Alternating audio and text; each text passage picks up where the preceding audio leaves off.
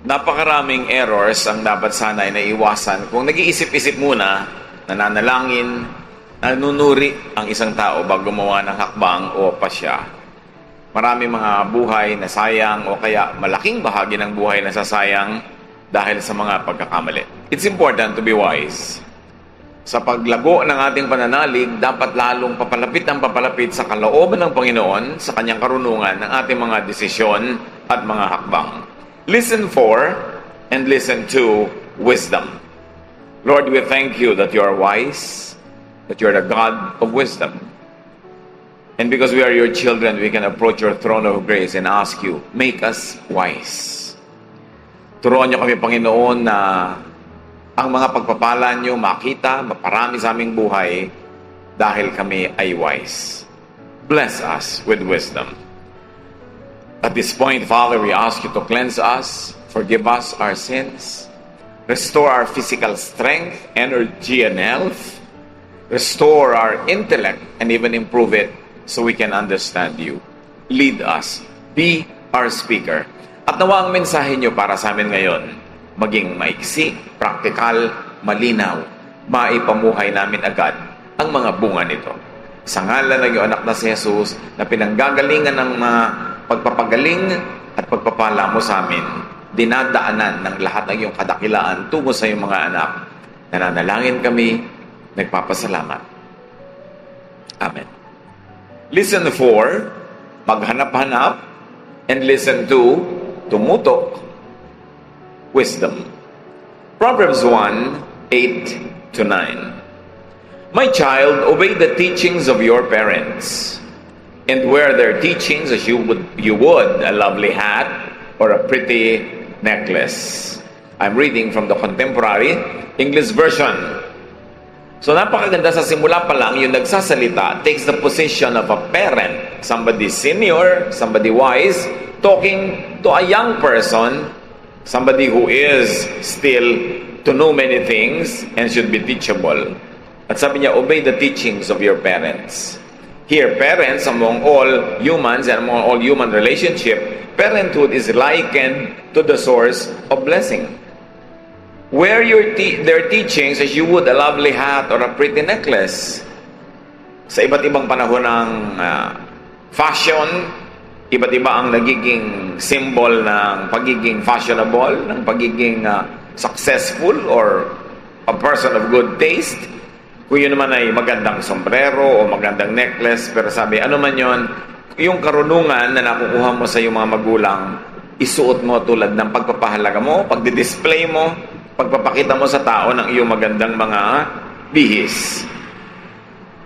Child here does not necessarily mean a biological offspring, although it can be included as a meaning of the word. Child is anybody that needs wisdom, could be taught, and therefore, the child here is everybody. Tayo yun.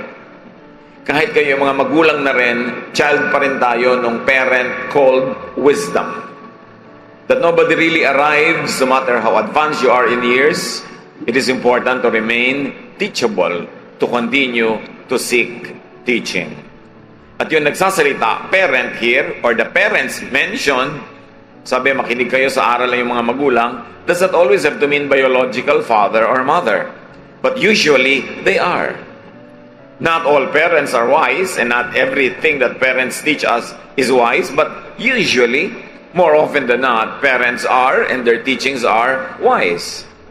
Therefore, parent here could be anyone who has and could impart good wisdom. People who have wisdom and could impart it. A parent is genuinely concerned with the child's welfare, has no vested interest, and is not manipulative. Usually. Napakalaking kabalintunaan ang magulang nagbibigay ng payo para imaniobra ang anak. Nagtuturo, nagbibigay ng kanyang kuro-kuro para paikutin ng utak ng kanyang anak para mapasunod niya at mapagawa sa kanyang selfish motive. Bihira yon. Kaya ang ginawang example dito ay parents' counsel or a parental counsel. Kasi ang tunay na magulang, ang tunay na taong may puso ng magulang, nagbibigay ng payo sa ikabubuti ng pinapayuhan. Hindi para sa kanyang ikasasama, at hindi para sa sariling kagustuhan noong nagbibigay ng payo. So tawagin natin yung parent dito sa Proverbs na ito na counselor number 1. Kasi may counselor number 2, just to differentiate. So everyone could be a child. My child, listen. Everyone could be a parent, meaning the dispenser of counsel. And everyone could be both child and parent at the same time, especially when counseling oneself.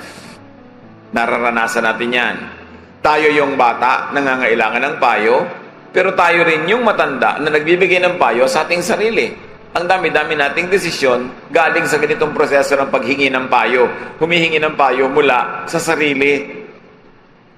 Kaya, kahit sa pagbibigay natin ng payo sa ating sarili, dapat para tayong isang tunay na magulang.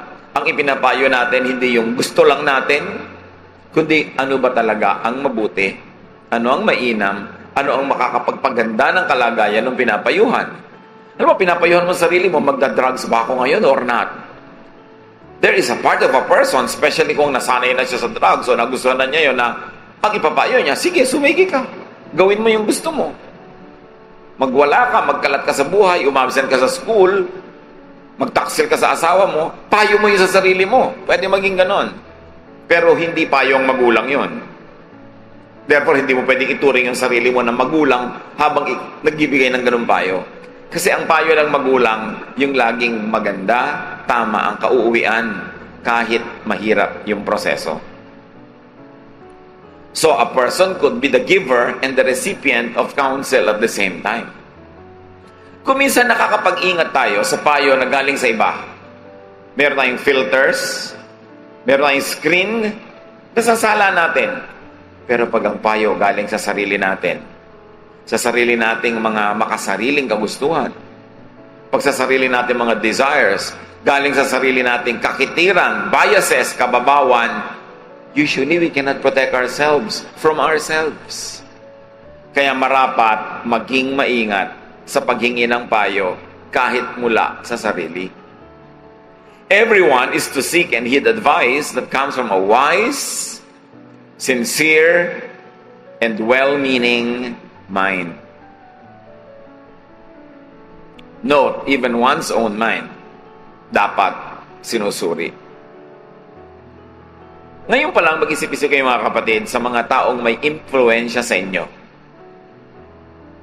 Sa mga taong naka-impluensya, sa mga malalaking desisyon nyo sa buhay, godly advice ba ang binigay nila?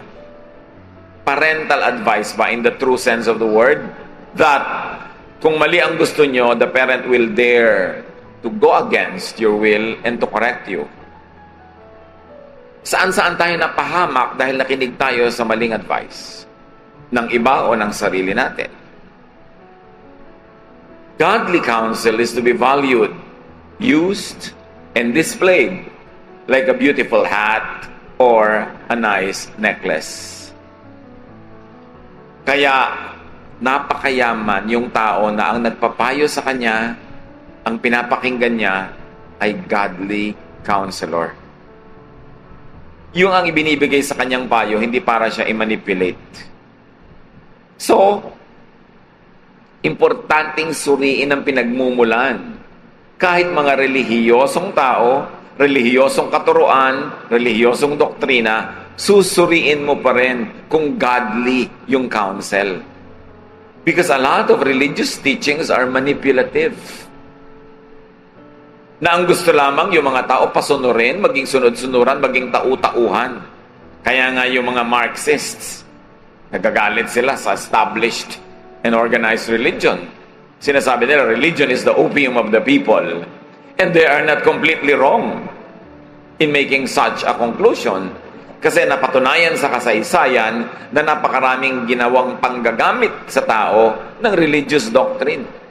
Pinapasubukang makipag-away, pumunta sa mga gyera, hinuhubaran ka ng iyong mga ari-arian at mga kakainin in the name of religion. Kaya dapat sinusuri mo rin kung manipulative ba. Ginagamit lang ba ako ng mga katuruan na ito para ako pakinabangan bilang isang spare part ng machinery ng isang relihiyon? Dapat sinusuri. Bagamat, Kahit naman napakasincere at napaka-godly ng isang religious group or teaching, dapat naman talagang lahat magtulungan. Dapat naman talaga maging bahagi ka ng machinery. Pero dapat alam mo kung nandun ka because you are a part of the entire family or you are only being used as a spare part. Ganon din sa mga organisasyon, civic groups, corporate groups. Tinitingnan mo, ano ang gusto nila sa akin? At alam nyo naman, ang advertising, payo yan. Pag nakinig ka ng nakinig sa advertising, kahit hindi mo kailangan, bibilin mo. Dahil ang payo nila, bilin mo ang produkto namin. Bilin mo ang services namin. That's why pag nanonood ka ng mga commercials, nakakita ka ng mga print ads, mga posters, anything promotional, dapat may screen agad yung utak mo, may salaan. Iniisip mo, uy, anong manipulation ang gusto niyang gawin para makuha ang pera ko? Political talks, political rallies, political messages are also manipulative. Ang gusto naman nila sa inyo, boto. Laging merong gusto at gustong kunin sa iyo ang tao. Ang mga nanliligaw, manipulative ang mga messages niyan. Para paibigin ka, mahulog ang iyong loob. Halos lahat. Kaya dapat masuri, maging mapanuri ang tao. Para makaiwas sa mga kapahamakan na nangyayari sa mga taong napakabilis maniwala at napakadaling sumunod. So, kailangan naghahanap tayo ng well-meaning, sincere, and wise advice. And we value it to the point that we wear it. It is visible. Dapat nakikita sa buhay natin, tulad na nakikita yung magandang kwintas o alahas, nakikita ng tao yung bunga sa atin ng good advice. Nakikita sa ating lifestyle, sa ating pananalita, at sa pagbibigay din natin ng payo sa mga nabibigyan natin nito. Sa pagpapatuloy, Proverbs 1:10-11, don't be tempted by sinners or listen when they say, come on, let's gang up and kill somebody just for the fun of it. And to go on, 13-14, we'll take their valuables and fill our homes with stolen goods. If you join our gang, you'll get your share.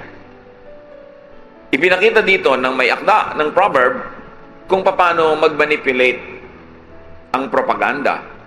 Paano magmaniobra ang maling payo?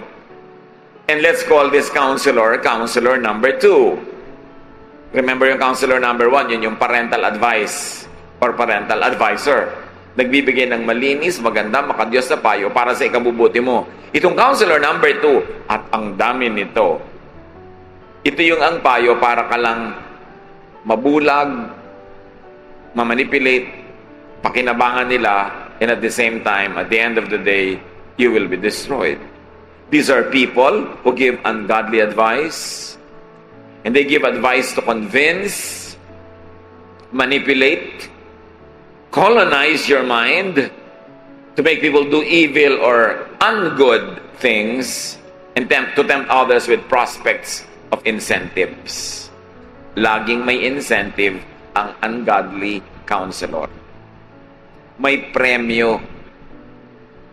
Merong ipinapakita sa iyong kakit-akit na bagay, kaibig-ibig, sa biglang tingin, na pag nagustuhan mo yon o dahil gusto mo na talaga to begin with, mabubulag ka na. Hindi mo na makikita yung panganib. Ganyan nahuhuli yung mga daga pag kumakagat sila ng mga trap, no, na merong pain. Ganyan nahuhuli ang lahat ng nahuhuli dahil may pain. Isang island sa Pacific ang merong mga unggoy na napakatitigas ng ulo, ang pilitin nilang gusto nilang kunin, hindi nila bibitawan, natutunan silang hulihin ng mga tao sa island na yon. Yung mga tao kukuha ng malaking nyog, lalagyan nila ng butas, tapos doon sa loob ng nyog na yon, maghuhulog sila ng makinis na magandang bato. At itong nyog na ito ay nakatali kung saan mang lugar na hindi mo pwedeng tangayin. Ang mga unggoy na dumaraan, sisilipin nila yung butas, makikita nila yung magandang bato, naaakit sila sa bato na yon, na-observe na yun ng mga natives ng island na to. So ipapasok na yun ng mga unggoy ang kanilang kamay doon sa butas, at kasya ang kamay nila. Kung gusto nilang ilabas uli ang kamay nila, pwede nilang ilabas anytime. Pero oras na naabot nila yung bato at nahawakan nila, hindi na nila bibitawan. At dahil hawak-hawak nila yung batong gusto nila, hindi na nilang mabunot-bunot ang kamay nila sa maliit na butas. Pero kung bibitawan nila yung bato, mabubunot nila. Pero hindi nila bibitawan. Yun yung counselor number 2. Binigyan ka ng kaakit-akit na bagay, nabulag ka na sa panganib, sa kagustuhan mong makuha yon at ma-maintain na sa'yo, kaya nahuhuli yung mga unggoy ng mga tao doon. They were either domesticated, and I don't know if they get eaten, pero hinuhuli sila, period. Gaano karaming tao ang natatrap dahil ayaw bumitaw sa anumang bagay o kanino man na gusto nilang kapitan na ayaw nilang bitawan?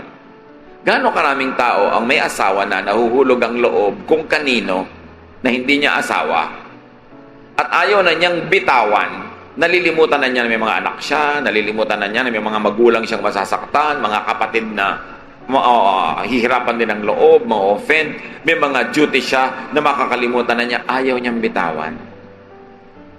Kaya dapat pinag-iingatan kung anong tinitingnan, pinapakinggan, at sinusundan. Lalong-lalo yung mga tinatawag na incentives. Kaya ang dami ring tao, kahit sa political field, nabubulag sa mga pwedeng manakaw, makurakot, nahahalina sila, nalilimutan nila na pwede silang ma-audit, pwede silang mabisto, pwede silang mabuko, at pwede silang makulong. Kasi nabubulag. Ano, mga kapatid, ang bumubulag sa inyo? Na nalilimutan natin maging matalino. Yung, ay, matalino nga pala ako. Naalala mo lang kung may problema na. May mga bumubulag sa atin.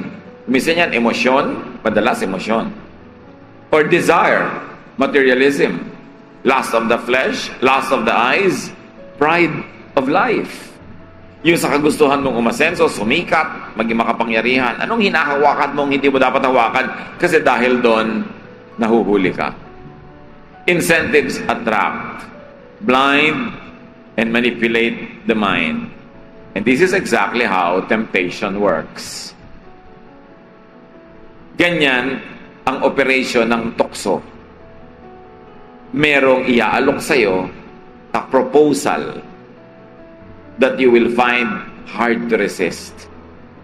And because you are focusing on the incentive, your mind, your eyes will be clouded, and you will be foolish enough to forget cause and effect, the possible effects of a wrongdoing that you would commit. Kaya sa huli, pagsisisi. Sa huli, sobrang hirap o pait o parusa. Kaya mahalaga wise. Bago masyadong maging emotionally involved in anything, umatras kung alam mong sobrang laki at masama ang bayad na hinihingi ng sitwasyon na ito. Proverbs 1:15-19. Don't follow anyone like that or do what they do. Yun ang mga nagyayaya. Sumama ka sa amin. Pag sumama ka sa amin, magkakapremyo ka. Ikaw din may mapapala. Ikaw din merong advantage. Sabi, they are in a big hurry to commit some crime, perhaps even murder. They are like a bird that sees the bait, but ignores the trap. They gang up to murder someone, but they are the victims. The wealth you get from crime robs you of your life. Totoo nun, totoo pa rin hanggang ngayon. Sabi, huwag kang magpapadala sa mga nagyayaya sa'yo sa paggawa ng mali. Ang nakikita lang nila yung pain na mukhang masarap, hindi nila nakikita yung bitag. Ang kayamanan daw na nakukuha sa masama, nagnanakaw din sa'yo ng buhay. May ginagawa sa'yo, may kukuhanin at tatanggalin sa'yo. Bakit? Because the universe runs in perfect balance. Laging pag may debit, may credit. Laging zero balance ang ending. May ninakaw ka, may kinuha ka sa masama, may kapalit yon. Hindi pwedeng wala. Pag merong masamang ginawa na walang naging bunga, madidisorganize ang ikot ng mga planeta, masisira ang buong sangkalangitan ng lahat ng sangsinukob because universe is kept and maintained by balance. At pag walang balance, magkakagulo-gulo. Kaya nakakatiyak tayo, magkakabalance yan, hindi pwedeng hindi. Babayaran ang utang na yan. Hindi pwedeng hindi. So do not listen to and do not follow counselor number 2. Keeping in mind that counselor number 2 could be yourself. Hindi laging iba. It could be yourself. Kaya pag nagkaroon ng nakawan, na ang nagdakaw, tagaloob, ang tawag inside job, ang daling nagkakanakawan, ang hirap matrace. Pero natitrace din. Maraming pagkakamali, inside job. Ikaw din ang nagpayo sa sarili mo ng mali. Proverbs 1:20, wisdom shouts in the streets wherever crowds gather. What is the general idea of this verse? That wisdom could be found everywhere, from many people, from many types of people. Kaya nga ang sabi ng Desiderata, listen to others, even the dull and the ignorant, they too have their story. Wisdom is not monopolized by the academic people. Wisdom is not monopolized by the religious. Wisdom is found everywhere, and you could get wisdom from just anyone. Kaya dapat marunong kang makinig. Kaya sabi natin, listen for wisdom. May sinasabi ang tendera ng isda, makinig ka. Listen for wisdom. Kapain mo yung mga sinasabi niya, hanapin mo, piliin mo yung mga nuggets of wisdom. May sinasabi ang professor sa school, may sinasabi ang iyong kasambahay, makinig ka kasi may alam yon na hindi mo alam. Walang merong monopoly ng wisdom. Kahit saan, pwede yang makuha. Kaya, hindi excuse kung wala kang formal education. Maraming tao walang formal education, mas wise pa kesa doon sa mga graduado. Hindi naman guaranteed na pag graduado ka, meron kang wisdom. Knowledge, pwedeng meron ka. But the application of that knowledge to ways that will benefit you in a good way, yun ang wisdom. At kahit sino pwedeng meron nun. Napakahalagang lagi kang willing makinig. Do not stand from your ivory tower and look down upon people thinking that you know better than they. You probably are better informed, but it doesn't mean that you are more wise. Ang dami-daming tao very informed, pero foolish. Kasi surface knowledge lang yung alam nila. Facts, figures, information. But how do you assemble and how do you make configurations of the information you know so that you could make a godly, a wise decision? Yun ang mahirap gawin. At hindi na ituturo ng paaralan yun. Ang naituturo lang yung information. But what do you do with that? How do you process it? Of course, up to a point, good education will teach you how to process information and knowledge and turn it into wisdom. But there's no guarantee that always happens. So look everywhere for wisdom. Sa pagpapatuloy ng Proverbs 1:21-33, wisdom shouts in the marketplaces and near the city gates, and she says to people, how much longer will you enjoy being stupid fools? Won't you ever stop sneering and laughing at knowledge?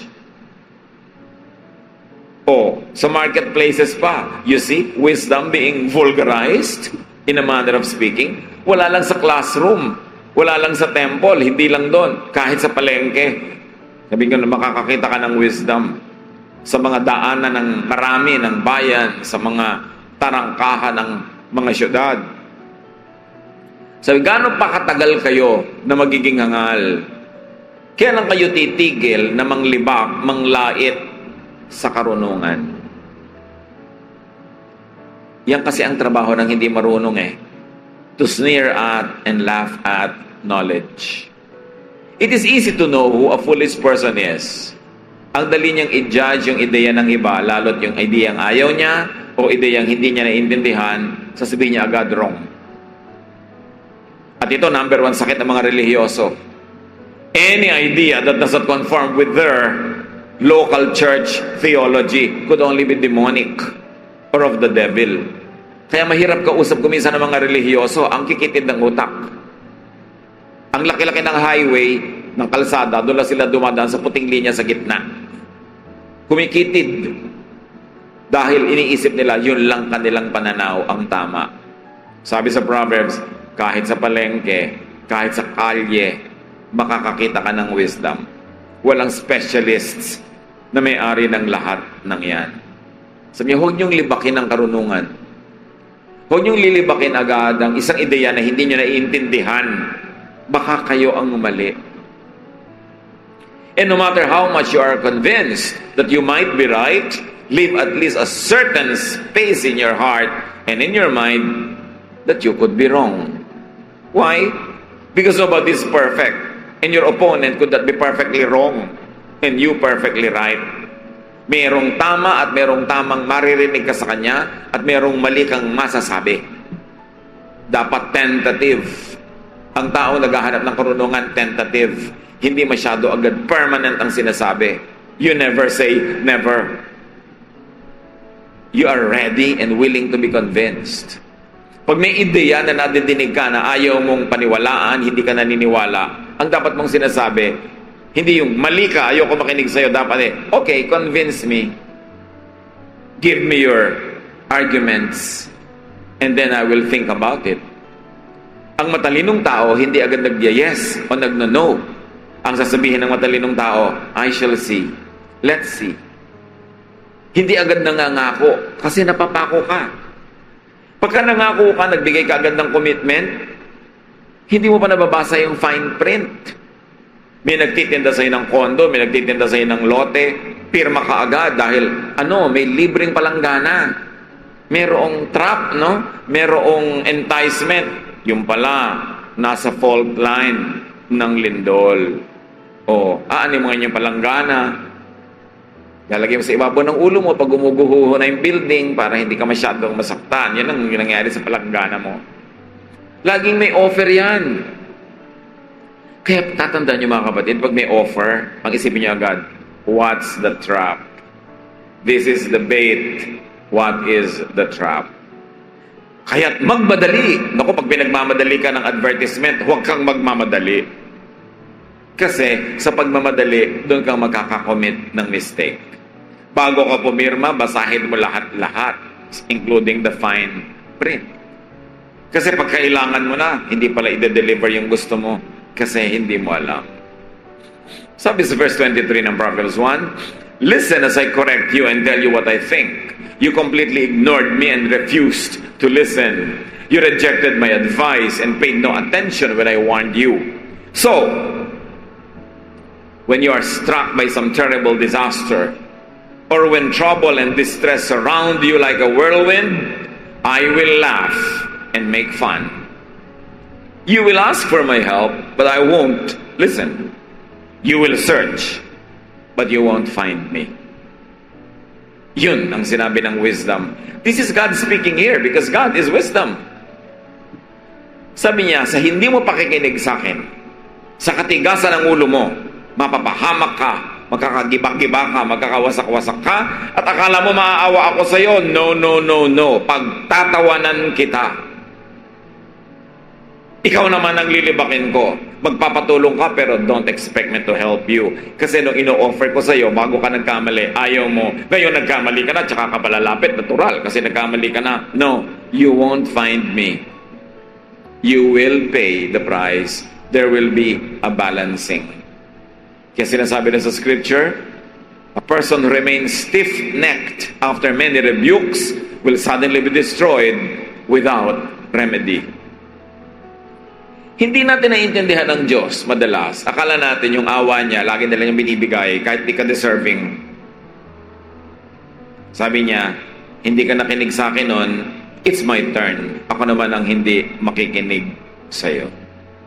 Verse 29, no, you would not learn and you refused to respect the Lord. You rejected my advice and paid no attention when I warned you.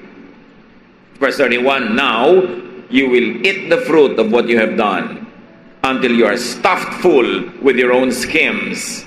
Sin and self-satisfaction bring destruction and death to stupid fools.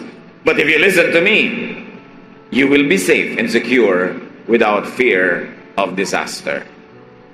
Kaya ka makailangan makinig.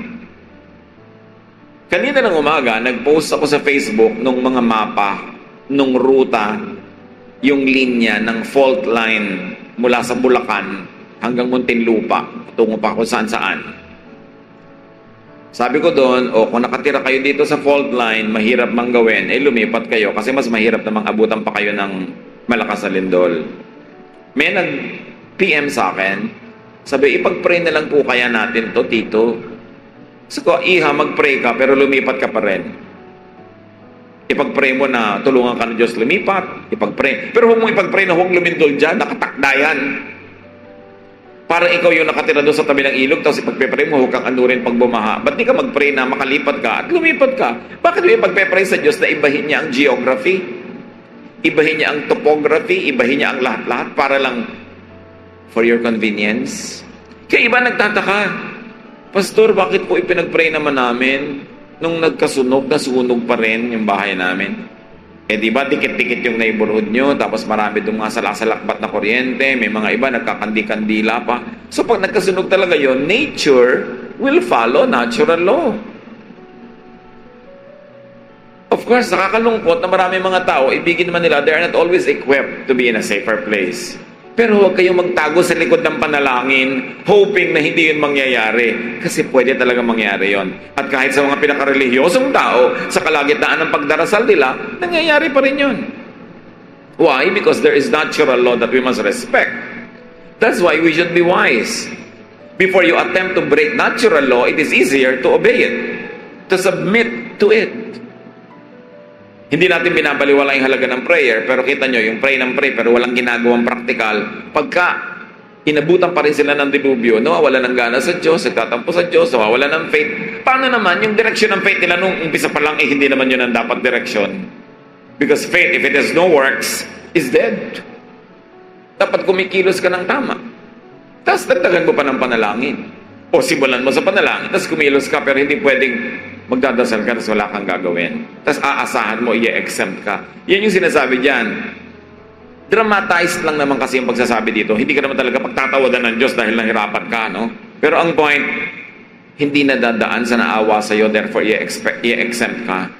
Kailangan gumawa ka ng paraan. And God is in us. We were made in God's image. The power of God is available to us. It should be done to obey God's law, to respect natural law rather than to overturn it. Importanteng maunawa natin yon para hindi tayo nagtatampo sa Diyos pag yung mga kapritsyo natin ay hindi natutupad. Meron mga hindi inom ng gamot tapos biglang namatay, nagtataka. Mawawala ng pananalig sa Diyos. Dapat naman uminom ka dahil even medical laws and medical science is within science, which is within natural law, which is God's law. Importanteng hindi bulag ang pananalig. Nananalig ka pero dilat ka para alam mo kung ano nangyayari. Wisdom speaks to and corrects people. At malinaw na malinaw sa verse 30, to reject wisdom is to reject the Lord. So ganun din yun. To reject natural law is to reject God who made natural law. Physics is the purest of sciences. And all physical laws were created by the one divine God who created everything. So para mo baligtarin yun, ibig sabihin hindi ka nagsasubmit sa divine authorship. Those who refuse to listen, pay a high price. Wisdom saves only when it is sought before, not after a mistake is committed. Ang pakinabang mo lang sa karunungan na natutunan mo matapos ka magkamali, para hindi ka na magkamali muli. Pero matutunan mo man yung lesson sa iyong pagkakamali, hindi na niya mabubura yung peklat, yung sugat, yung damage ng una mong pagkakamali. Pero ngayon, pwede ka na makaiwas sa pangalawang pagkakamali. Learning after the mistake will never undo the effects of the first mistake. But it can help you avoid a second one. So always seek wisdom. Godly people should seek wisdom, not superstition. Godly people should not be afraid of science, because through the scientific process and the scientific inquiry, you discover the details of how God works. knowing the details of how it's done does not remove the fact that there was somebody who made it. Pag na-discover mo kung paano umaandar ang isang relo, hindi ibig sabihin walang gumawa ng relo na yon. So the more scientific you are, the more you will know that there's a creator because of all the harmony, the cause and effect that the scientific inquiry will let you know. Hindi kalaban ng ating espiritualidad ang siyensya. Science is a handmaiden of the Lord for us to see how He works. Kaya sino mga effective scientists, mga practitioners ng applied sciences? Yung nakaalam how it works. Then they're able to replicate it, to duplicate it, to keep repeating it for the benefit of whoever they want to benefit. Kaya magkapatid dyan, hindi yan magkalaban dapat ang pananalig at karunungan. Ang natatakot sa science ay yung mga nagre-rely lang sa superstitious religion. Those that live in the dark ages. Those who cannot explain anything, and when they are cornered, they just recede to a dark cave called mystery and faith. Hindi yan para sa mga tunay na mananampalataya. Ang mga tunay na mananampalataya matatalino. And if you have to prove something you believe in using theorems and configurations, do it. That will only point to the genius of the master designer who is our God. So always seek wisdom. Do not hide in ignorance and never use it to cover up for whatever shortcomings we have. Always identify the wise from fools.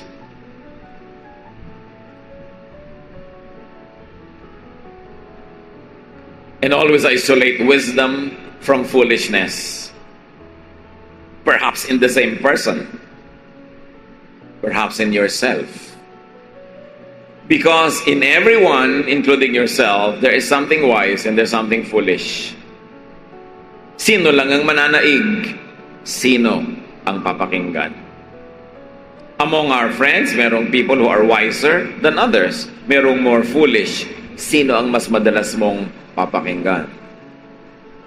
So, be careful with counsel that sells something. Anumang payo na merong ang ending ay ititinda, pag-ingatan mo. Hindi lahat ng tinda masama. Marami naman talaga tayong binibili dahil kailangan natin. Pero marami tayong nabibili na hindi natin kailangan. Nauto lang tayo na nagbebenta. Kailangan suriin. So be careful with counsel that sells something and counsel that manipulates unto the counselor's interest and advantage. May mga nagpapayo pa nga sa kanilang kaibigang babae. Iwan mo na yung husband mo, talagang walang kwenta siya, bla bla bla bla bla bla. Kapapayo, iniwan nga ng babae. Yung palang kaibigan ng may gusto doon sa lalaki at siya naman bigla ang naging wife ngayon. Hindi lahat ng payo para sa kakabuti mo, dapat nagsususpecha ka rin sa mga payo. Manipulative ang marami dyan. Be careful with counsel that sets attractive baits. Pag laging may inaalok na kaakit-akit, usually it's a smoke screen. May itinatago na hindi mo gustong makita, ayaw nilang makita mo, tinatakpan nila ng pwede mong titigan na kaakit-akit. Therefore, brothers and sisters, take time. When you have to make a decision, take time. Be prayerful. Do not hurry to decide. Do not be hurried into deciding. Sino mang nagpapamadali sa inyo, huwag niyong papakinggan. Si Satan ang mahilig magpamadali. The Lord has all the time. And the Lord won't be offended if you would take time to pray, to study, to research. Hindi siya magagalit sa ganong klaseng approach kasi ganon ang style ni Lord. Ang nagpapamadali sa iyo, yung gusto kanyang tumingin lang doon sa pain, mabulag ka doon sa tunay na trap, and in the end, to get something from you that you will regret. So be careful with your own desires. Be careful with your own selfish interests. They could birth twisted self-counsel. Mga payo sa sarili na baluktot dahil nagmumula sa selfish interest. Sabi sa James 1:13-15, don't blame God when you are tempted. God cannot be tempted by evil, And He doesn't use evil to tempt others. We are tempted by our own desires that drag us off and trap us. Our desires make us sin. And when sin is finished with us, it leaves us dead. Kaya be suspicious mga kapatid sa anumang bagay na gusto nyo. At hindi rin masamang maging suspicious kanino mang tao na gusto nyo.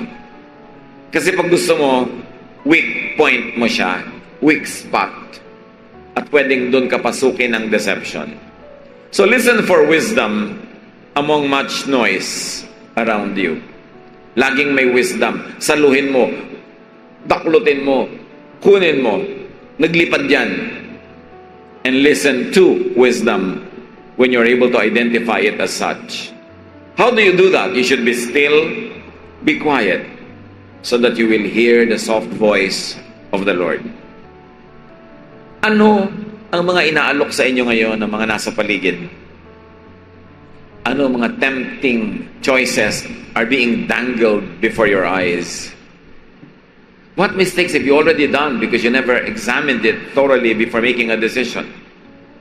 What lessons have you already learned that you must now apply? Yung iba naman, natuto na. Magkakamali na naman, paulit-ulit, parang hindi natuto. God wants you to be wise. Why? Because you have a specific time given to you by God here on earth.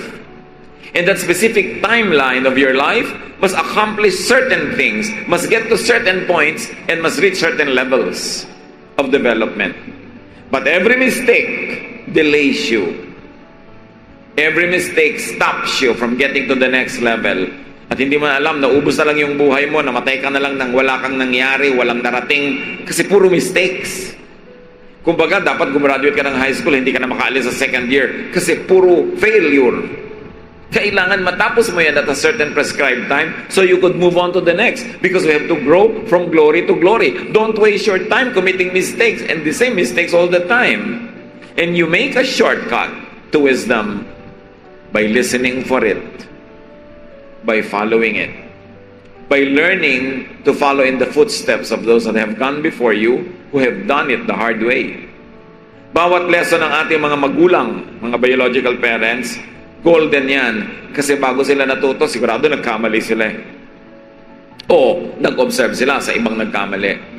Huwag tinatakpan ng tenga pag may nagpapayo, lalo't yung payo, godly, correct, and beneficial. Makinig. Sa pakikinig ng 1 minuto o 1 oras, baka makaiwas ka sa 10 taon ng pagre-repair ng isang pagkakamali.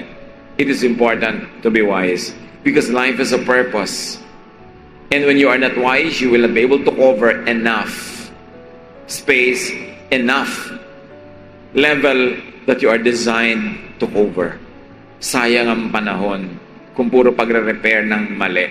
Parang gumawa ka ng bahay, mali, repair, mali, repair, mali, destroy and reconstruct. Samantalang dapat matagal mo nang natirhan at matagal mo nang na-enjoy at nung tahimik ka na sa bahay na yun, marami ka na ibang nagawa, nakapag-negosyo ka na, nakapag-aaral ka na, may mga ginawa ka na, pero hindi mo magawa-gawa, kare-repair ng mga mali. Gaano karaming beses nangyayari yon, lalo sa love life?